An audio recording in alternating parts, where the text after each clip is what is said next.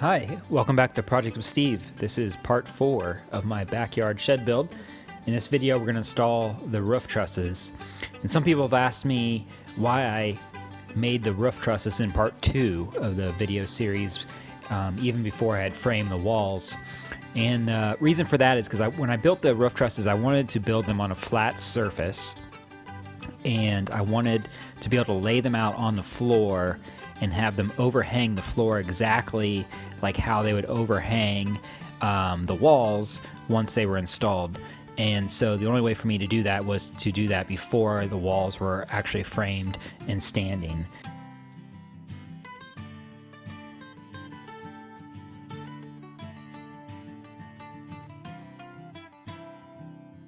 The roof trusses are installed with metal brackets. They're hurricane straps for roof trusses.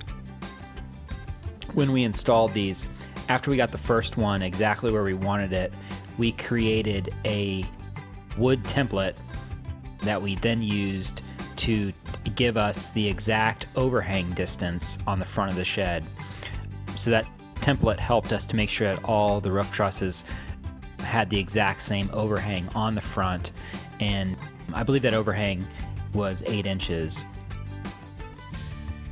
Those roof trusses just get nailed to those metal brackets and onto that top sill plate with nails. Here I'm just putting in some more framing on the gable ends so that when we install the siding, there's something to nail against.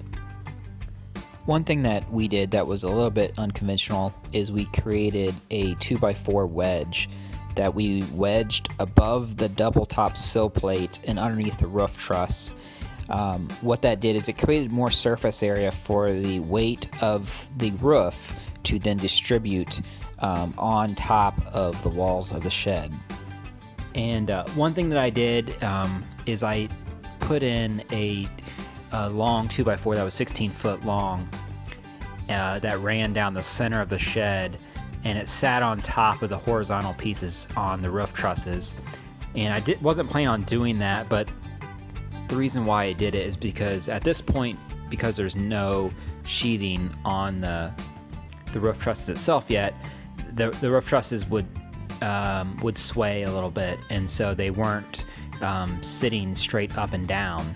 So what I did is, by putting that 2x4 along the center lengthwise of the shed, I was able to get the roof truss, each roof truss individually, to stand up exactly where I wanted it, and then nail it down to that 2x4 to stiffen them up and to get the correct spacing.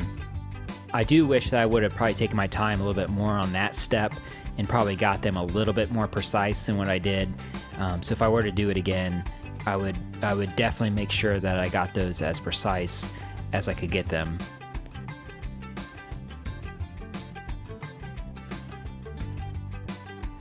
So here we're installing the gable and fascia board, and we did create an overhang on the gable ends as well, the same 8 inches just like we did on the front of the shed. And so we just framed that 8 inches out with 2x4s, and then took a 1x to create the fascia board.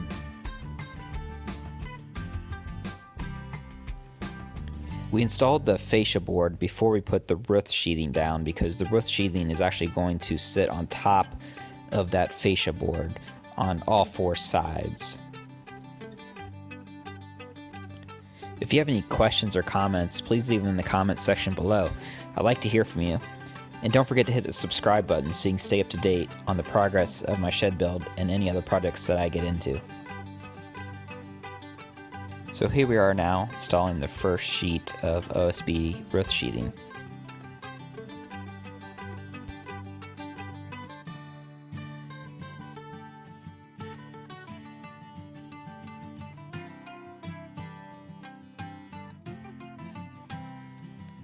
Thanks for watching. Please like, comment, share, and subscribe so you can stay up to date on the progress of my shed build. And stay tuned for our next video, where we will install the roof shingles and the siding on the walls. See you soon.